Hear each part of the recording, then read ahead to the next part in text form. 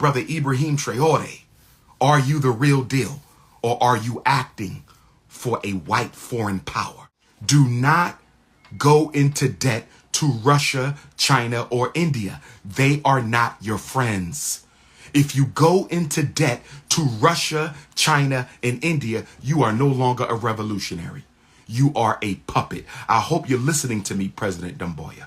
I hope you're listening to me, General Goita. I hope you're listening to me, General Chiani. I hope you're listening to me, young President Ibrahim Traore. If you take the money from China, if you take too much assistance from Russia, if you take too many handouts from India, you become their slave. You become their slave. I'm not saying you can't do business with them. I'm not saying you can't do business. You may have to do business because your country has immediate needs before you can get yourself back up on your feet. I know you will have to do some business with India, Russia, and China. I understand. But what I'm saying is don't sign any deals that are going to be so deep, so long in their history, that you will not be able to cut the umbilical cord to the Chinese neo-colonizer, the Russian neo-colonizer, the Indian neo-colonizer. Russia don't give a damn about Africa. Russia don't like Africa no more than China. And China don't like African people no more than the United States. Everybody in Africa who is not a black African is an invader or the descendant of one. I said everybody in Africa who is not a black African is either an invader or a descendant of one. I said everyone in Africa who is not a black African is either an invader or a descendant of an invader. So what do you think is going to happen? Well, because, you know, they've tried to assassinate him like 13 times already. Yes, that's mostly the French. CIA as well. I think because of the outpouring of love and support that he got on April 30th, keep in mind, no other Pan-Africanist, even the great ones, have had that type of a public demonstration in their support before Ibrahim Traore. And that's because, so I think that that demonstration 4 days ago really, really, really is going to make Donald Trump and the other allied forces think twice about what they do and how they come at Burkina Faso, which means they're going to have to use somebody within the inner circle. And we are Africa. If Mandela doesn't get released, when he got released, I believe black people would have took South Africa back. And that's why a lot of South Africans don't see Mandela as a hero. They see him as a distraction from the liberation agenda that was already in play. Wow. It took a century for black people to really see that Garvey was on the right path all along, and that it's time for us to go back to that path. It's the only solution. If we're going to rise as a race, we must rise together everywhere in the world. I'm going to ask you a two-edged sword question here now. Which one of these two people that run this election you think would be best able to wake up black people out of them slumber if them win the election? Which one of them you think say, if them win, black people will realize how weird a situation them find themselves in now? I would prefer. One of the main speakers is Umar Johnson. He will be here on the 21st, and we have him online here. Blessed? Blessed, Brother Mota. Oh, you know, man? Blessed. All is well, my brother. Glad to hear your voice. Well, I know to say you're going all over the place. It's from the west coast to the east, south coast of Africa here. I mean, what's happening there? Well, Black America is under siege. As you know, we're dealing with police genocide on a level we haven't seen in probably about 60, 80 years. And so African Americans right now are really scrambling for solutions. Many of them don't want to accept the fact that America has never really been interested in having the black man and woman in this country. Many of them have been duped by the whole Obama facade, and now many of them are beginning to wake up to the realities of what the Honorable Marcus Messiah Garvey taught in Pan-Africanism and, of course, repatriation. All right, we see today the DOJ, that's what them call themselves, the Department of Justice, come down upon the Baltimore police force and said them is racist. This is the federal government now a label them police in Baltimore as racist, which black people they don't see that already. And how you think that I go pan out now, given the atmosphere we are going now? How you think that going pan out? You think say there could be a better police force in Baltimore, given that Baltimore have a very large amount of African people, eh? Oh, without a doubt. Baltimore is one of the chocolate cities. We often refer to Washington, D.C. as chocolate city, but I would say Baltimore is the real chocolate city because they gentrified Washington, D.C., so you don't have as many African Americans there as you used to. But in Baltimore, we are still pretty much concentrated in that city. But it's ironic because on the one hand, as you mentioned, they've identified that the Baltimore City Police Department is racist, as are most police departments in America. Yeah. But at the same time, they did not find any of the police involved in the Freddie Gray case guilty. They'll never find him. Everybody get off. Everybody get supposed to interview Umar Johnson. That's amazing, man. That is like the FBI man tell us that we should name they do something terrible, but him now go really prosecute her. Exactly. Hillary Clinton is like, okay, she did something wrong, but we're not going to prosecute her. She lied to the people, but she never lied to us. So, that make her all right. All right. You have something to say? Oh, yes. I was going to just add that the reason why none of these police have been found guilty of criminal negligence, going all the way back to Rodney King. I mean, we've been dealing with this for 25 years and longer with hardly any police ever being prosecuted. And that's because you cannot hold the police guilty for murder during the course of a war. So, in other words, America has declared war on black people. And so, in a war, the police are responsible for eliminating the enemy. So you cannot send a soldier to jail for carrying out their lawful responsibility, which is the elimination of African life. All right, you have been on record saying that black people love to fall in love with politicians and almost make them almost deify them. And you was mentioned that in relationship to Obama. I don't know if you remember saying that. You remember saying that? We drunk the Obama Kool-Aid, Baba Mutha. We drunk the Obama Kool-Aid. I saw it coming. See, in America, and this is probably true globally because we see it in almost most places, black people vote for politicians, but they don't finance the politician. So they believe that because they voted for the politician, that the politician is obligated to carry out a black agenda. But what they fail to realize, if you don't finance the politician, if you don't keep them politically, financially honest, if they are being financed by white money, if Obama is being put in office by the white Democratic Party's money, no matter how many black votes he got, he's going to be loyal to the hand that paid for his success. Which means that one of the reasons that we find so much corruption and negligence of black people by black politicians is because the average black politician is put in office on white finance campaign money. Until that changes, until we start financing our own candidates, every black politician will always betray his people and always abandon the black agenda until black people wake up to the reality that voting is not as important as financing the candidate. Yeah. That is a good example again is Baltimore, where the most of the people them on the top is black people. But yet still that racism has continued for years without abating. Even though you have black this, black that, black mayor, black whatsoever in that part of the earth. It's amazing that black people is in that situation. And I tend to want to agree with you. Because it is not their money that is turning, black people money is turning these politicians. Them can't do nothing about it. Them just can't do nothing about it. So we're in a dilemma. So, all right, you will be here on the 21st. You will be here, right? Yes, sir. Yes, sir. Definitely.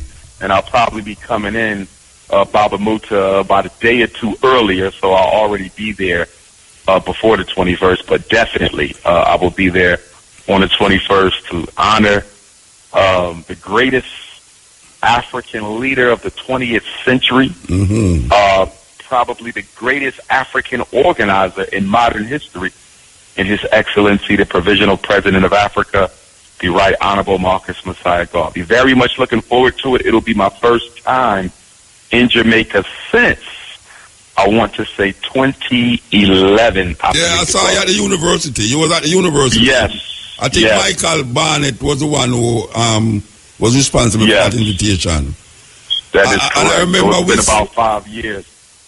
I remember that we spoke at the Yoruba Center in South Carolina at that time. Yes. Yeah, I don't know if you remember. Yes, I remember. That's when we met. Yes, sir. Yeah, yes, we spoke together at that function there. And indeed. I think also one of the Jamaican hip hop artists was there, Taris Riley, I believe.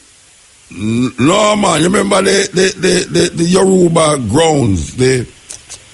There was not a show, you know. It was right. It was a lecture with you and I, but I think he made a special guest appearance, didn't he? I remember seeing him come through there saying a couple of words. I think. I don't remember that. But okay. All right. I noticed that you have been traveling a lot. I mean, you know, why? What is happening? What is happening with your travels here now? Because I know you was in West Africa last week, I guess. Yes. And you was in South Africa. Yes. Where are you now?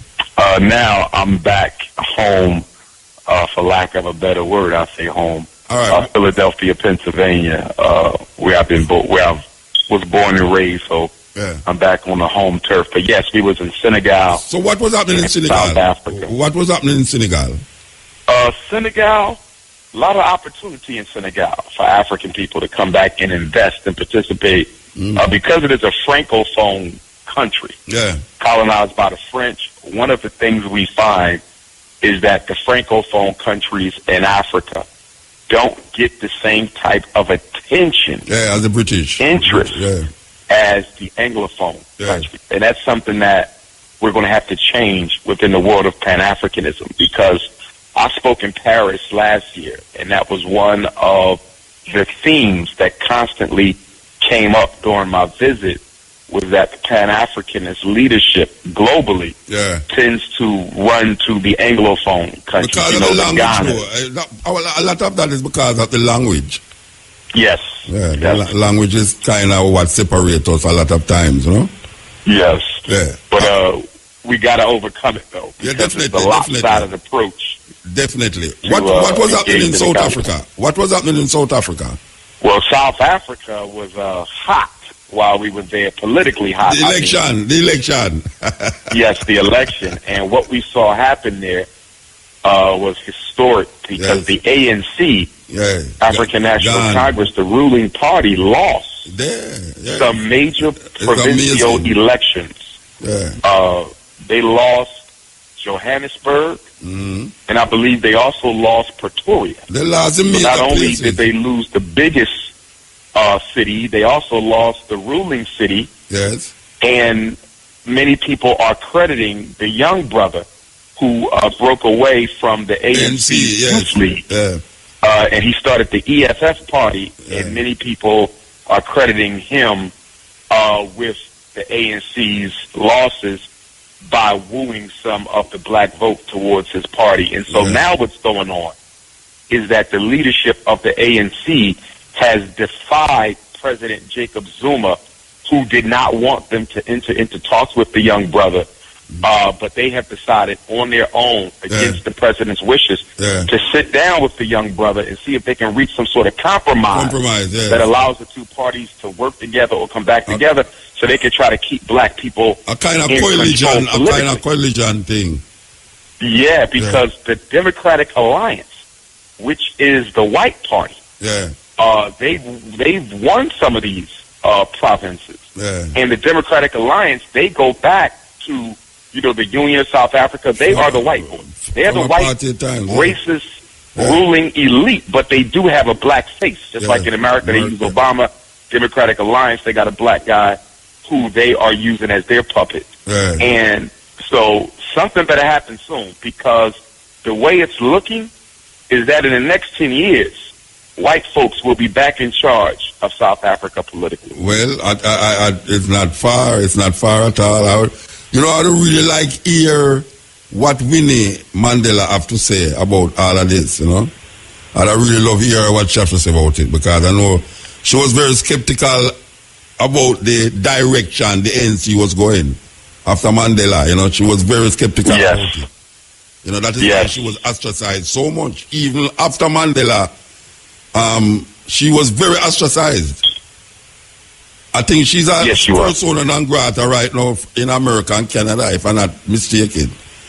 She's not very true. There, And in fact, one of the things I respect, that I have to respect about President Jacob Zuma, although I disagree with a lot of what he's done or hasn't done politically and economically, he was the first president of the three democratically elected presidents, President Mandela and President Mbeki being the previous two.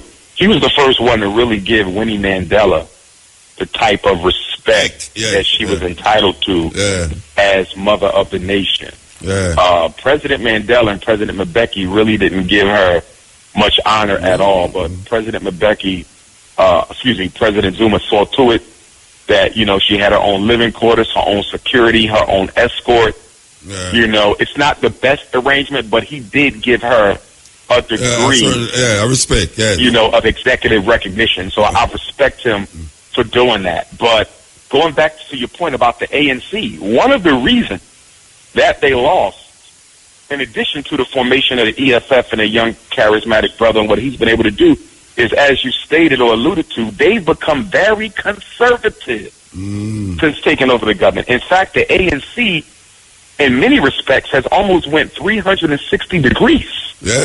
In the way they approach totalitarianism, structural inequality, bias, and disproportionality. And it starts from the release. South Africa don't think they're doing nothing for them, Baba Muta. They see them as neo-colonialist puppets. Now, I wouldn't agree with that totally, but that is the sentiment in South Africa right now. And it starts from the release of Nelson Mandela from prison. As he become the president, that is when it starts. A lot of it. I don't know if you agree with that, but that's what I agree. I agree. I definitely agree. Nelson Mandela, just like Obama, pacified the revolution and the spirit to rise up of black people, both in South Africa and in America. Black people's spirit was left domiciled because of these two leaders.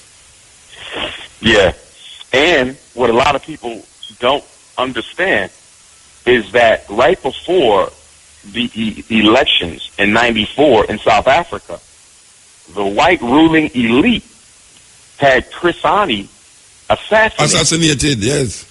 Just before the elections, because Chris Hani did not agree with the negotiations and the way in which they were going.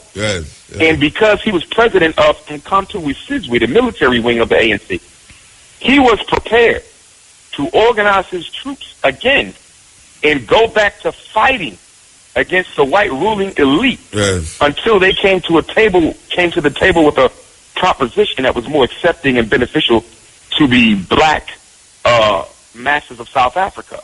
And once he made that declaration, they had him murdered because they felt that they could negotiate with Mandela, but they could not negotiate with Chris Hani.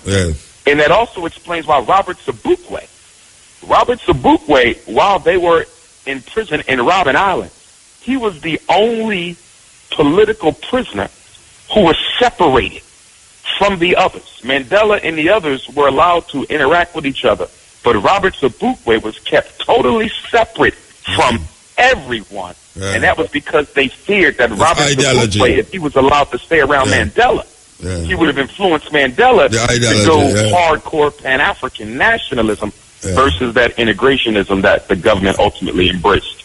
All right, so give a little, I don't know if you had already prepared what would be your topic in Jamaica at the moment, but I know I don't really like, give a little synopsis of what you're going to talk about coming here, or you don't prepare that yet.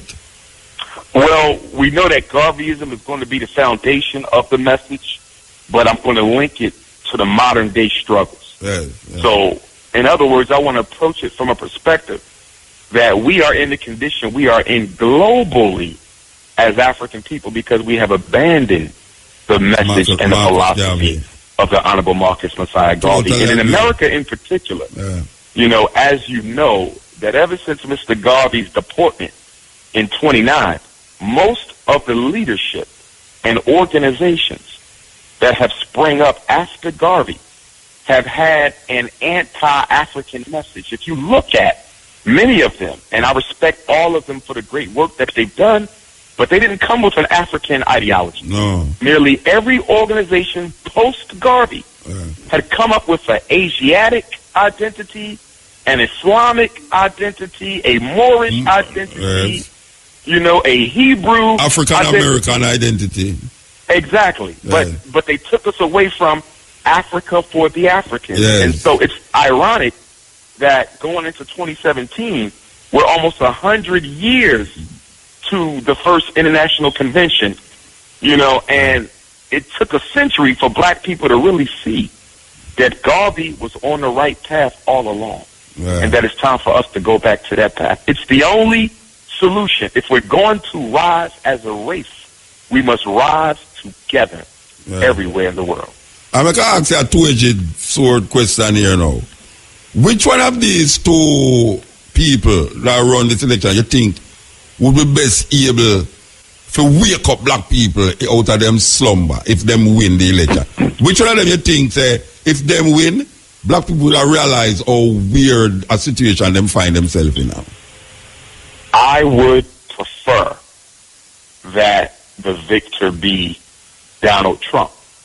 Because Donald Trump, see, the Democratic Party likes to manipulate black people into the illusion that everything's okay. Yes. Whenever we get a Democratic president, because we believe that they are the party for black folks, although there's no evidence to that proof. But whenever we get, or any proof to that evidence, any evidence to prove that, but whenever we get a Democratic president, we stop fighting because we think they are the party of black folks. So I would prefer a Republican president because Republicans are very honest about their opinion of black people. Very honest. Donald Trump is an unapologetic racist.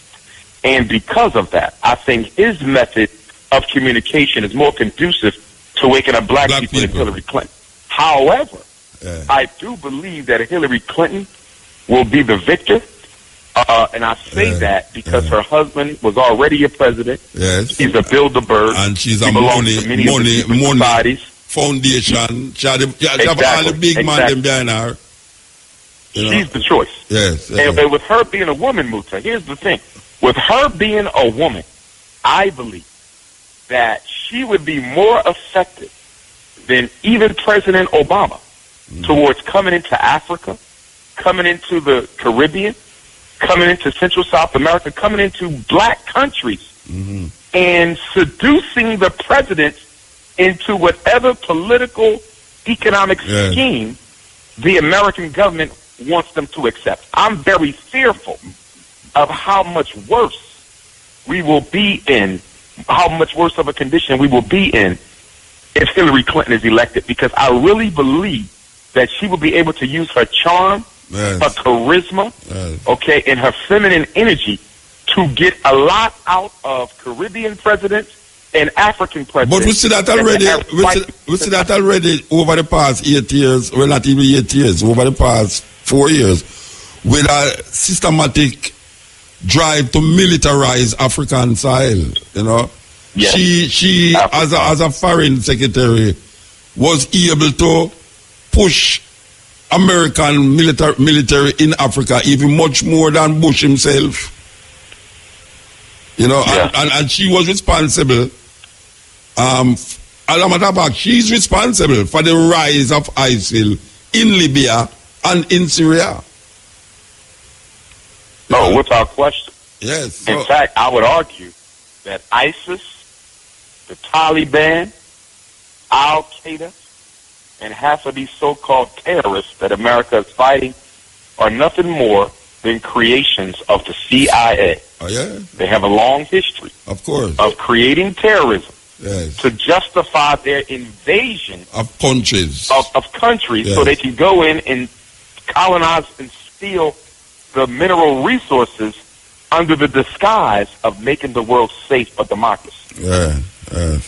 Okay, all right. So you will be here. I see that you will be at the University of the West Indies on the 23rd of August. Okay, I didn't know that, but looking forward to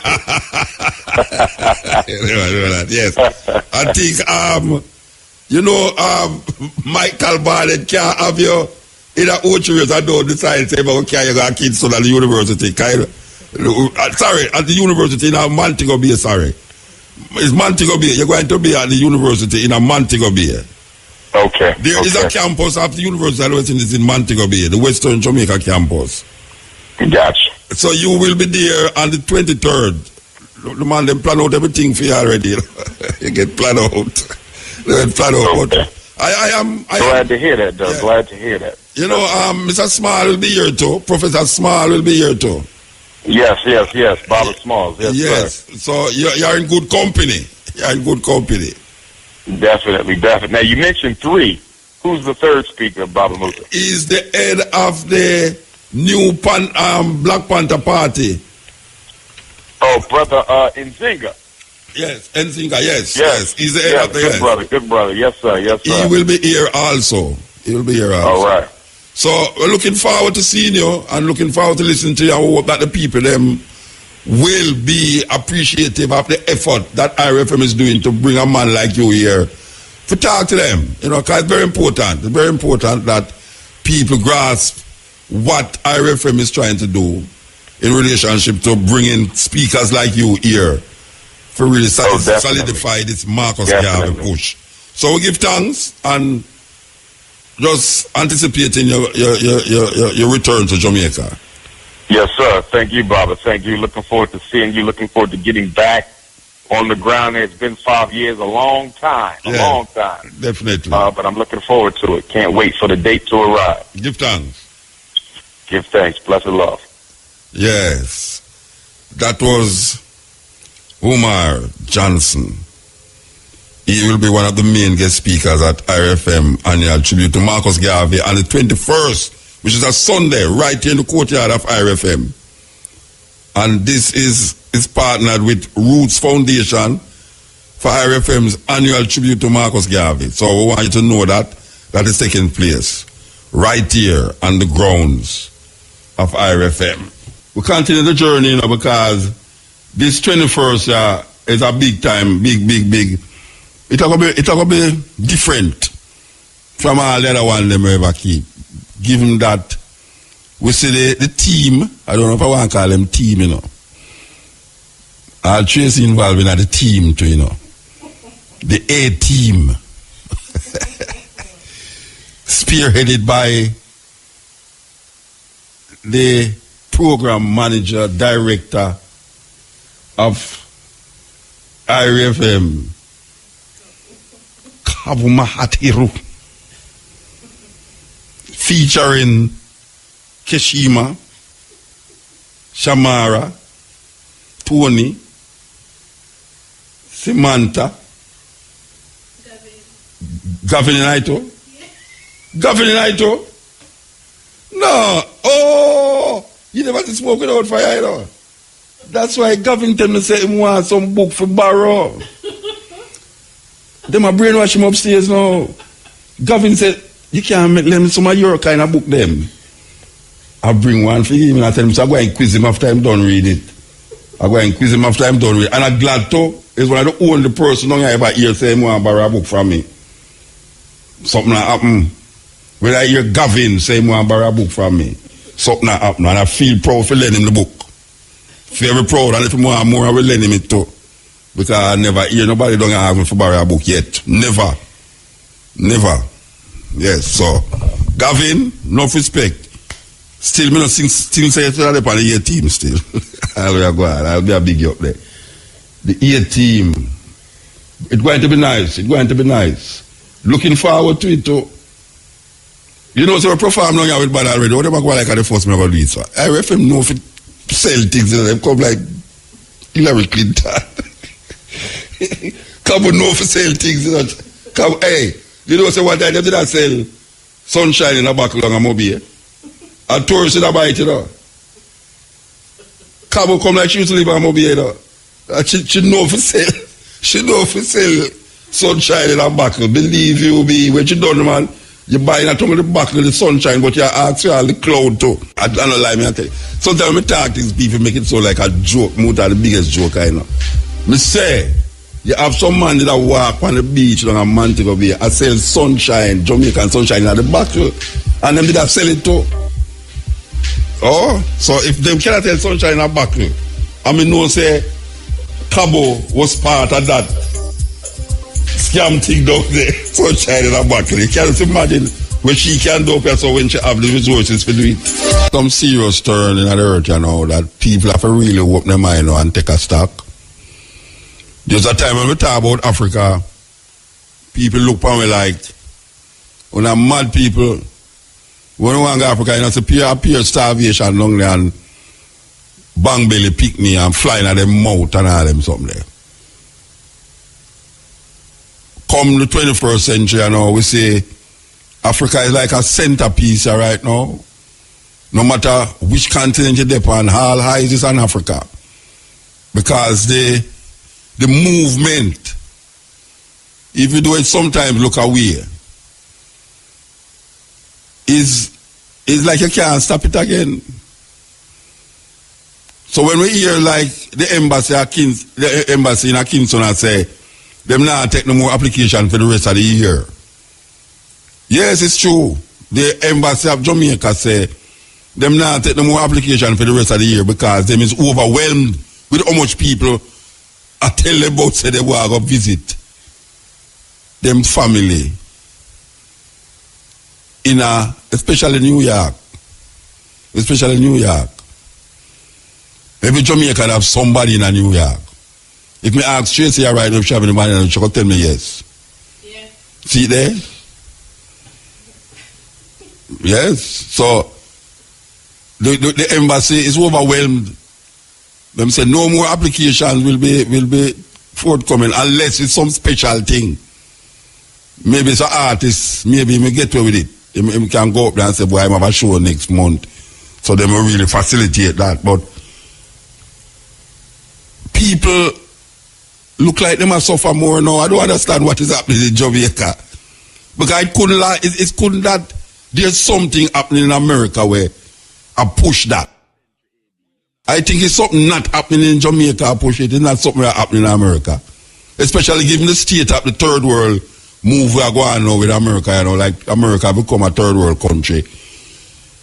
It's something not happening here. Why the people them are run go over there? And we really have to figure it out, you know, because may I tell you, it's terrible. But the reason why we say that is that I don't know for my lifetime I will see it, but I know say I love see the time when we are saying so now is a normal thing. What is the normal thing we are talking about? That people just take us and say, boy, they want to go to Ghana, they want to go to South Africa, they want to go to Kenya, they want to go to Tanzania, they want to go Africa. Just normally, just normally. Where the plane, the air flight, when people want to go to they say, let's hold on, never call me until him bridging call him and say, Muta, they're on the radio, so you don't call him, you know. And then you basically call me and tell me, boy, Muta, is from me left, yeah. You me come by your radio at the program and all them thing there. Boy, I'm busy. The man say, I'm busy. He can't find 5 minutes to call me until a man tell him on the radio, say, Muta, shout him. Anyway, me and your bridging, basically. And you know, say, we open up where we're home library to BSA for explore. And we are call it book them that we recommend to the people them You can go up online now, YouTube, right now, if you go up online, you see, book. Duke BSC Explore Mutabaruka, Home Library. I want to remind the people them that the Porsche competition, the Marcus Garvey Porsche competition is still on. You know, entries close next week.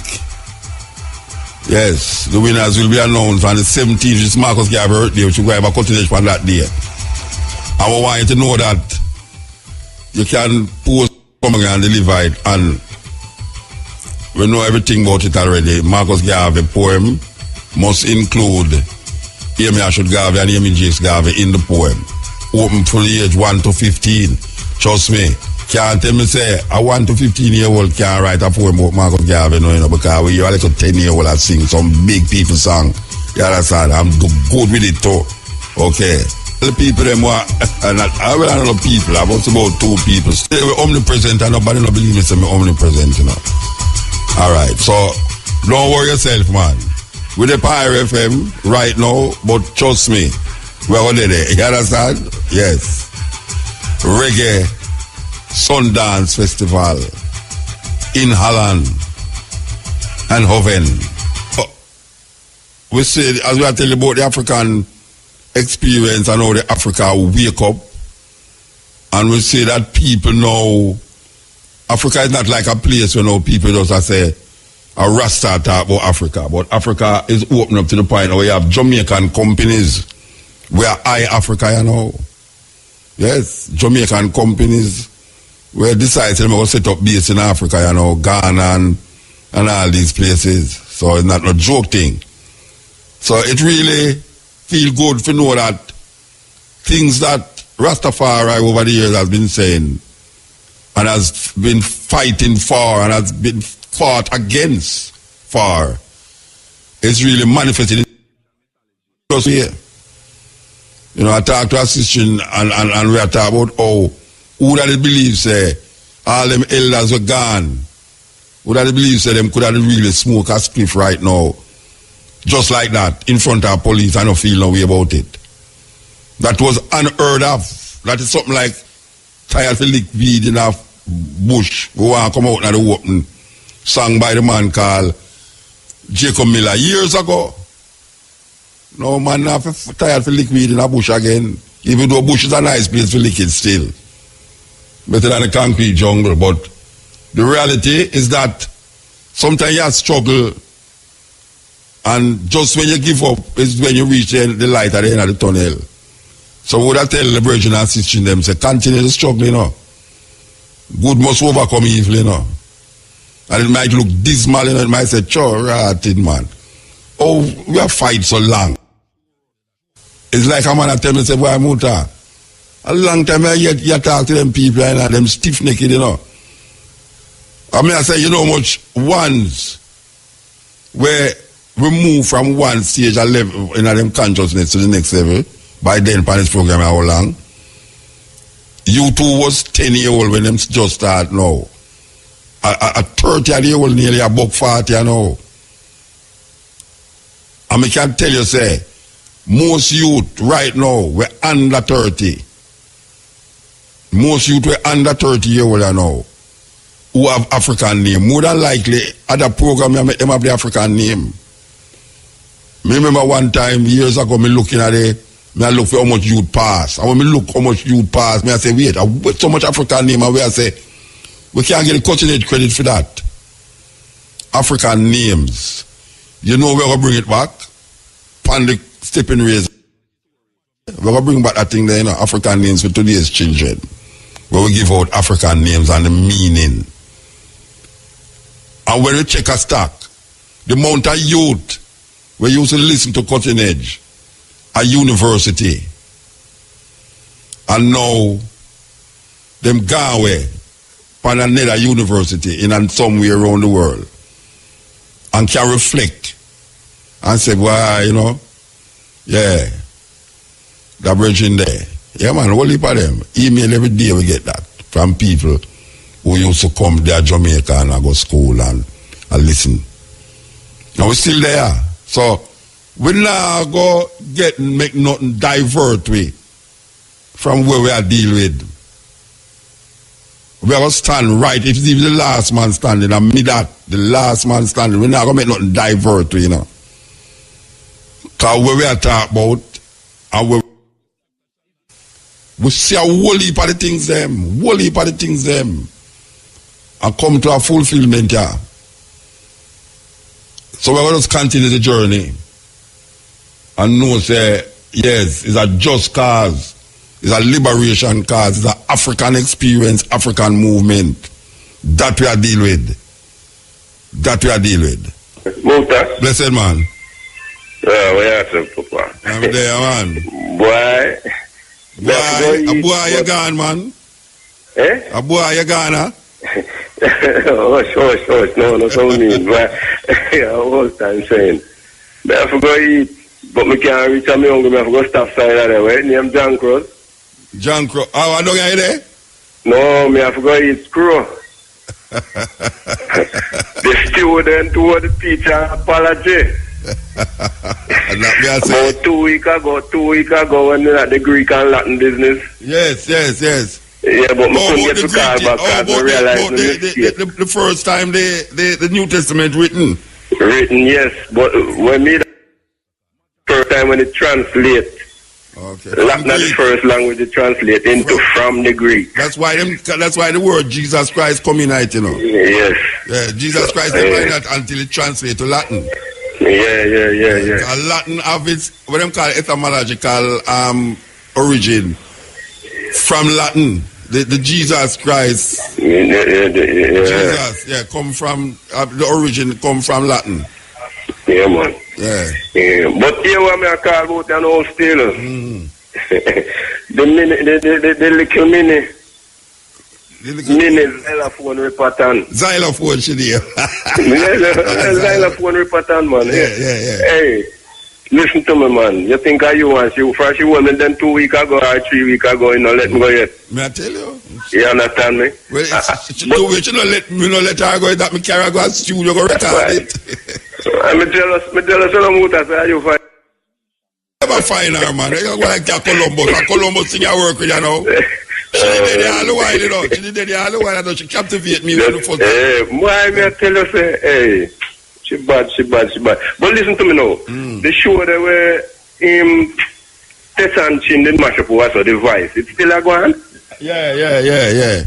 Then link Shaggy and see if Shaggy can put on. No, we don't put her on that, man. No, man.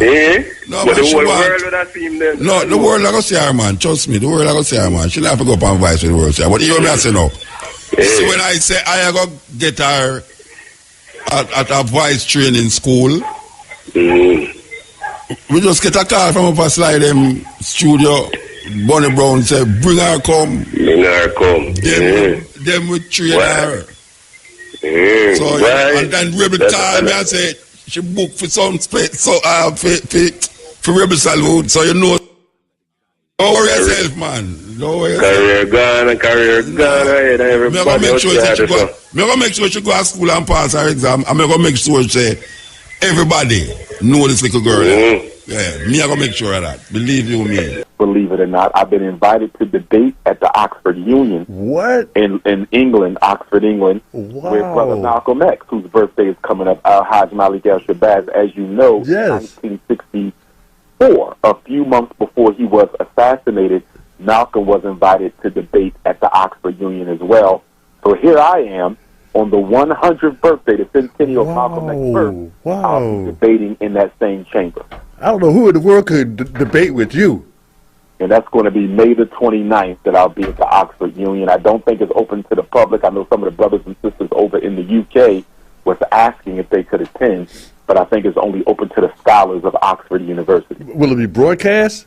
You know, I'm not sure. I'm going to try to get a tape of it, but I just found it very timely. Yes. I got my invitation on the centennial, or near the centennial, because I'll be debating 10 days after Malcolm's 100th. But I find that, rather fortuitous that I got that invitation on the centennial of Malcolm's birthday. That is so befitting. And I don't know who they could get to debate with you. I sure would like to hear that, because I would like to hear what they have to say. I know you're going to come with the truth, but I'd like to hear what they have to say. And the topic is African colonization. Wow. Yeah, they're going to be in denial. That's what they're going to do. Yes, sir. Yes, sir. Oh, my goodness. That's a good thing. And then I want to say that I'm very proud and very thankful to all the Africans around the diaspora on the continent, the entire Pan-African universe. 4 days ago, April the 30th, there was a massive global demonstration in support of Captain Ibrahim Traore, the president of Burkina Faso. You know, hands off of Burkina Faso, hands off the Sahel Alliance. And from Jamaica to Johannesburg to London to New York, all over the world, Central and South America, brothers and sisters, Canada, they stood in solidarity with our brother Ibrahim Traore, who I would say is the top Pan-Africanist in the world and the most relevant African leader that we've had in about a half of a century. You know, and the fact that he's under, you know, the age of 60 speaks volumes, not to, you know, besmirch at all the character of our elders, but as you know, Bobby David, the older you get, the more comfortable you get, the less revolutionary you are. That's right. And so many of our leaders on the African continent are over the age of 60, and those who are under the age of 50 tend to be egotists, narcissists who only took over the country to serve a selfish agenda. Ibrahim Traore is much younger than 50, and he's clearly leading the country in the direction of the people's best interest. And what happened a few days ago, Bobby David, was the AFRICOM commander, a House Negro appointed by President Trump by the name of Michael Langley. He made some comments about Burkina Faso and Captain Ibrahim, where he basically said that Captain Ibrahim led a coup, and America shouldn't have any problem with coups because they have financed most of the coups in Africa through the CIA. But anyhow, they said he led a coup and has taken over the gold reserve of Burkina Faso, not for the interests of his people, but for his own selfish aggrandizement. And we know that's not true, Bobby David, because that brother wears the same, you know, type of clothing every day. He eats the same food. He did not take an increase in pay. He lives very modestly. He is very much the reincarnation of Thomas Sankara before him. And for Michael Langley, the AFRICOM general, to point him out and accuse him unfairly and dishonestly of expropriating the resources of his country, you know, that clearly shows you that the CIA has him targeted. He's targeted. I know that the purpose of the protest.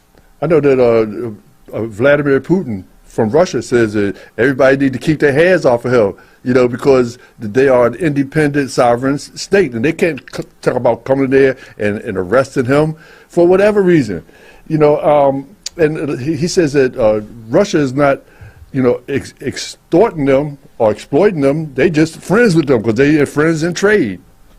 Absolutely. And see, historically what America has done is they did it to Thomas Sankara. They did it to Patrice Lumumba. They try to brand you a communist for having a relationship with a communist country. But America has relationships with Saudi Arabia. Are you Islamicist? No, you're not. So why can't you have a relationship with a country who has a different political ideology than your own and not be branded as a follower or flunky of that particular regime? The bottom line is America wants the resources of Burkina Faso. Now that they have kicked France out, you know, France and America are allies. America wants those resources. If France can't get them, America wants them, and America and France are going to work together to try to recolonize Burkina Faso. And to that end, comments were made, I think it was by the Prime Minister of France, basically saying the same thing. And he said that we are not going to give up on our African colonies. We are going to stay there and help them become what they need to be. That was a code word, Bobby, that we are not going to accept Burkina Faso's demand that we leave. Although they're gone, we're going to try to come back in. We're going to try to overthrow him, and we're going to try to put the white supremacist puppet regime back in place. That's what they're saying. Wow. So Burkina Faso has to look out for France and America working together to try to recolonize Africa. Because here's the thing, Father David. Most of Africa is under the age of 30. Most of Africa. In fact, I think most of Black America is under the age of 32. And that is a concern for the white power structure of this planet, particularly UK, France, Germany, Britain, and Belgium, because if Ibrahim Traore and those other two brothers up there, President Goita of Mali and President Chiani of Niger, if that Sahel alliance is effective in influencing and building leaders, strong, strong, brothers who are focused on the best interests of their people, who are not self-serving, that can lead to a continental-wide African liberation struggle, which is what Africa has always needed. Africa never had a continental-wide liberation struggle. They had regional struggles. As you know, Osajifo, Dr. Kwame Nkrumah, he allowed a revolutionary army, liberation armies, to come and train in Ghana when he became president, which is one of the reasons they overthrew him.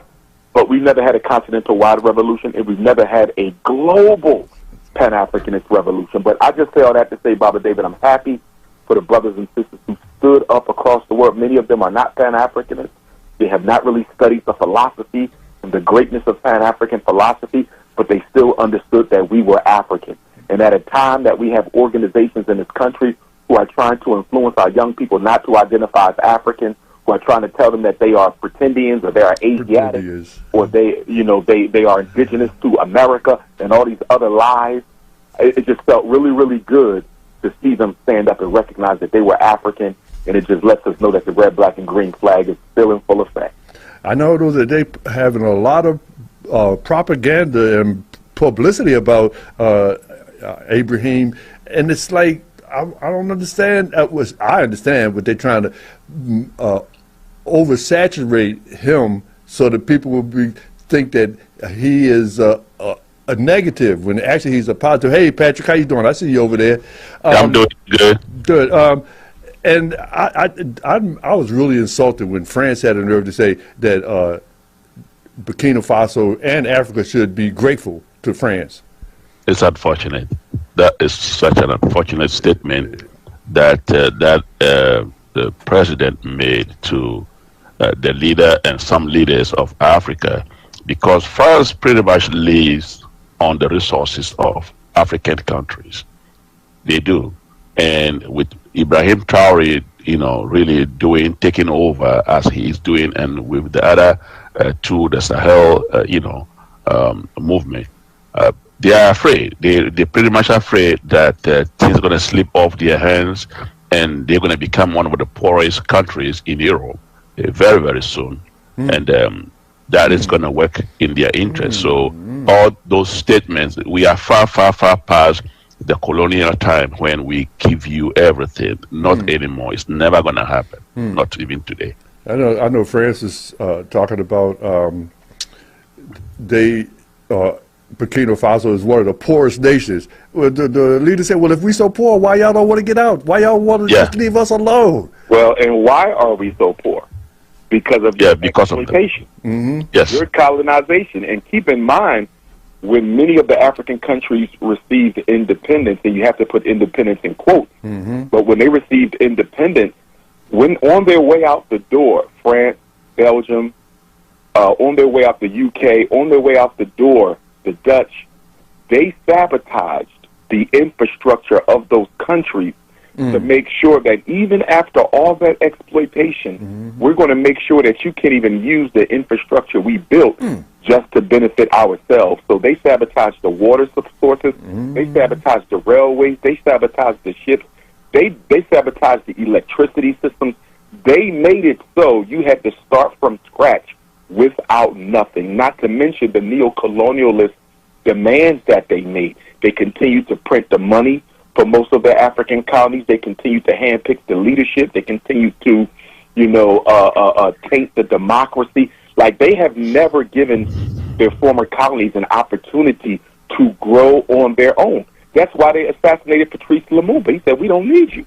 We know how to do this ourselves. But because he didn't want to continue to be a puppet, same thing with Amilcar Cabral, same thing with Thomas Sankara, the overthrow of Osajifo, Dr. Kwame Nkrumah. They tried to do the same thing with Sekou Touré when they invaded his country, but he was able to successfully repel it. They did it with Walter Rodney. They did it with Maurice Bishop down in the Caribbean. This is what they do. You're going to do it the way we're going to do it, or we're going to unleash a barrage of propaganda that's going to have your own people thinking you're incompetent if they don't know their history. And that's why we have to know our political history, the ancient history of Africa. That's also important to learn. But what I find as I travel around and speak to students, even in college, They don't know the political history of African people. And specifically what I mean by that is I'm looking at 1950 until now. Do you know what has happened for African people and to African people everywhere in the world, wherever they are, from 1950 until now? And extending beyond that, I would say you should know the complete political history of African people from 1900 until now. A lot of our young people know everything about Egypt. They know everything about the pyramids. They know everything about the ancient kingdoms, but they don't know a damn thing about how we got to be where we are now. And if you don't understand how we got to be where we are now politically, you will automatically fall victim to the propaganda. A historically conscious person can never have propaganda used again. That's true. That is very true. Africans don't know their own history. I think African Americans know African history much better than Africans themselves do. If you ask a Ghanaian some basic Ghanaian history right now, they wouldn't be able to tell you, but they consume everything Europe, they consume everything America, Canada, and France, and they accept those things more than their own history. So that's one of the problems that we have in Africa, that we rarely listen to them. Patrick, what do you think creates that cultural deficiency in Africa? It's the propaganda. The propaganda. Because we have actually, even as we detest our own cultures. Our own cultures, we detest them versus the European culture. So if we have this tribal conflict between us, even within the tribes, there are conflicts within us. So it is easy to play that game for us, that psychological warfare for we Africans. Very, very easy to do that with a token of cash, and then an African person is against the fellow African person. Wow. And we love everything European. When you go to Ghana right now, they're doing a lot of stuff that you'd be like, how are these people doing this? What we were not used to doing stuff like that. But and in this age of information, it would seem like more people are reading now and reading more about the history that is trying to be minimized, but they could read on their own. Everything, all information is available today. Yeah. Well, here's the other thing, too. It's not just about the information. It's about the indoctrination. And what we mean by that is the repeated exposure and the repeated enforcing of the information so that it becomes a part of one's unconscious, and therefore it unconsciously affects the way you think, feel, and behave. In other words, we have to push the information into the working unconscious. So, in other words, if I just give you a book and you read it, now a lot of people will be affected by reading a book one time. But if you're trying to indoctrinate the people, you want to condition the people, that requires a socialization system. And so you got to have a socialization system. That a school system can be a socialization system, but it tends not to be in our communities because our children are not taught who they are, and they're not taught who they are by people who are African themselves. So if you take the school district of Philadelphia, you have the 1-credit African-American history course that they do here. I think they get it in the 10th grade. But it's only 1 credit. So the other 11 years in civics and history class, you're taught the lives of America, the greatness of America, the greatness of the people who enslaved your ancestors. And then we're going to give you 1 class in the 10th grade after you've already been indoctrinated. And that class is likely to be taught by somebody who doesn't even look like you or care about you. So what good is it going to do?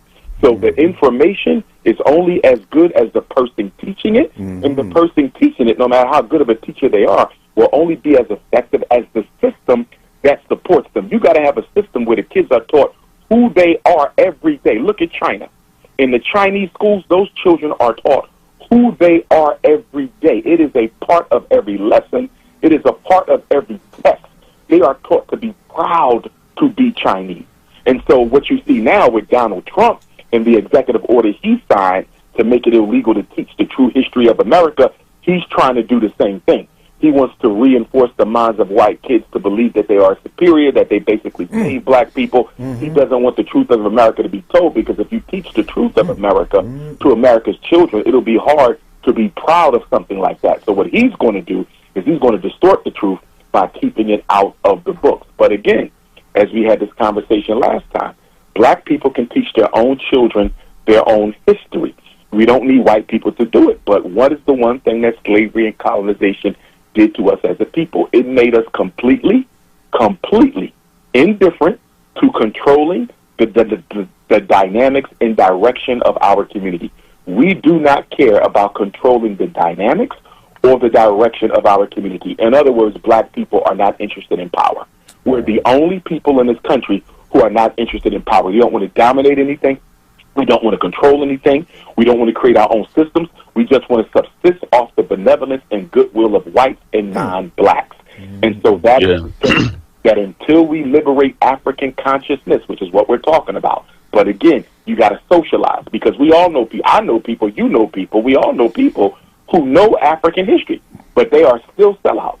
I can name at least 10 people who know African history well, and they still work against the interests of African people. So it's not enough to just know it. It has to be put into your spirit. It has to be internalized. It has to be ritualized. And that's why you got to have a socialization system. It has to be believed. But I believe it's time for us to go to a commercial break.